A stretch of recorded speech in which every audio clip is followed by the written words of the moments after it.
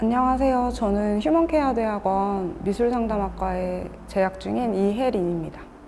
저는 지금 미술을 가르치고 있고요. 대상자는 아동부터 성인까지 다양하게 있고, 장애인도, 성인 장애인도 있고, 장애 아동도 있고, 다양한 대상을 가르치고 있습니다. 제가 성격이 조금 별난 편이라 아이들을 한 명 내지 두 명만 놓고 가르쳤었는데요. 그러다 보니까 자연스럽게 자폐 아동을 가르치게 됐어요. 그래서 그 아이를 볼 수 있다고 소문이 나니까 다른 아이들이, 장애 아동들이 많이 방문을 해주게 되었고, 그러다 보니까 제가 전문적인 지식의 부족함을 느끼게 돼서 그래서 대구사이버대학교에 진학하게 되었습니다. 그때 저희가 약간 필수 치료, 그 다음에 이제 학원을 선택을 하시는 게 장애아동 부모님들의 특징 내지는 코스라고 말을 할 수가 있겠는데요. 저희가 거의 끝자락에 있다 보니까 좀 문제 행동이 심각한 친구들이 많이 왔어요. 그래서 그 아이들에게 어떤 것이 가장 도움이 될까 고민을 하다가 행동 치료를 선택하게 되었습니다. 강사 생활은 대학생 때부터 쭉 했고요. 제 이름으로 작업실을 오픈해서 한 거는 2016년부터입니다. 솔직하게 말씀드리면은 이게 제가 발달장애 아동 학부모님들에게 그 재료를 나눠드리고 미술 작업을 하는 프로그램을 블로그를 통해서 모집을 해서 진행을 했었는데, 그때 대구사이버의 대학교에 재학 중이신 학부모님이 한 분 계셨어요. 그래서 그분이 공부하시는 걸 보면서 자연스럽게 진학하게 되었습니다. 어려웠던 점은 딱히 없었던 것 같고요. 좋았던 점은 직업 활동을 꾸준히 하면서 그냥 병행하기에 부담이 없다는 거. 같이 공부한다는 느낌이 아무래도 사이버대학교다 보니까 잘 안 들 때가 많은데, 조별과제 하면서 카톡도 하고 연락도 하고 하면 같이 공부하고 같은 생각을 하는 사람들이 여기저기 살고 있구나 하는 생각이 들어서 좋았습니다. 제가 어차피 대학생 신분을 유지하는 동안에 이것저것 많이 해보고 싶어서 행동치료학과가 주 전공이지만 복수 전공으로 미술치료학과를 다녔고, 또 이제 한국어 다문화학과도 하고 있습니다. 직업 활동을 하고 있으니까 실습을 나갈 수 있는 상황이 아니어서 그래서 우선은 공부를 더 하고자 진학을 했습니다. 저는 스케줄러가 없으면 일정을 거의 기억을 하지 못합니다. 그래서 스케줄러를 사용하면서 공부를 하고 있는데, 이제 어쩌다 보니까 같이 같이 공부하시는 동기분들을 이렇게 학습을 도와드릴 일이 많이 있었는데 스케줄 기억을 잘 못하셔서 그래서 조금 힘들어 하시는 모습을 많이 봤습니다. 그래서 그런 부분을 공유를 하고자 올해가 아닌 작년에 이 글을 작성을 했는데요. 공모 주소를, 이메일 주소를 틀려서 발송을 제대로 못하고 올해 다시 보냈습니다.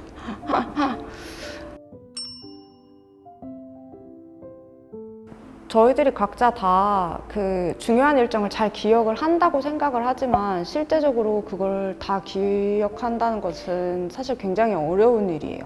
그래서 스케줄러를 통해서 자신이 해야 할 일이랑 또 하고 싶은 일에 대해서 분명하게 구분을 하면서 접근을 하면은 일상을 더 효과적으로 꾸려나갈 수 있습니다. 특히 학습 같은 경우에는 계획을 충분히 세우지 않았을 때 대구사이버대학교의 수많은 과제들을 처리를 하는 데 있어서 어려움이 많을 수밖에 없는데요.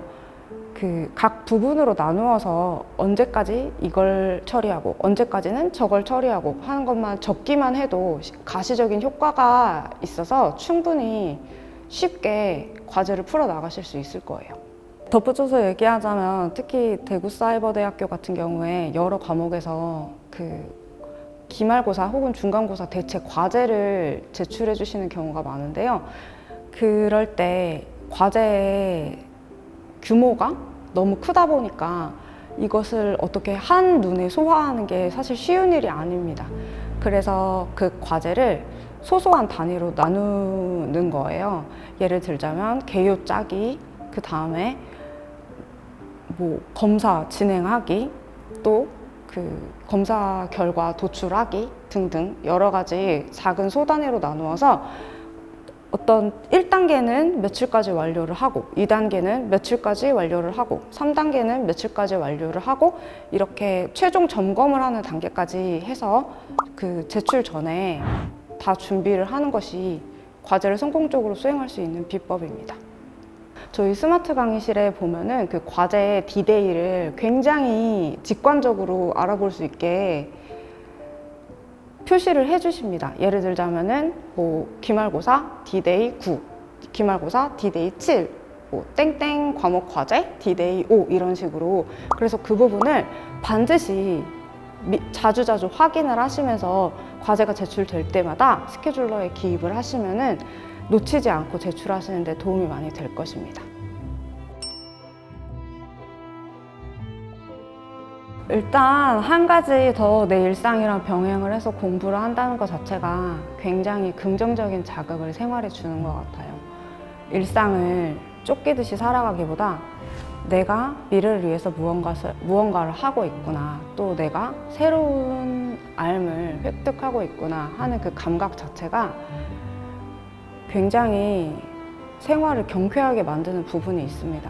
그래서 그 한 번쯤은 꼭 도전을 해보셨으면 좋겠습니다.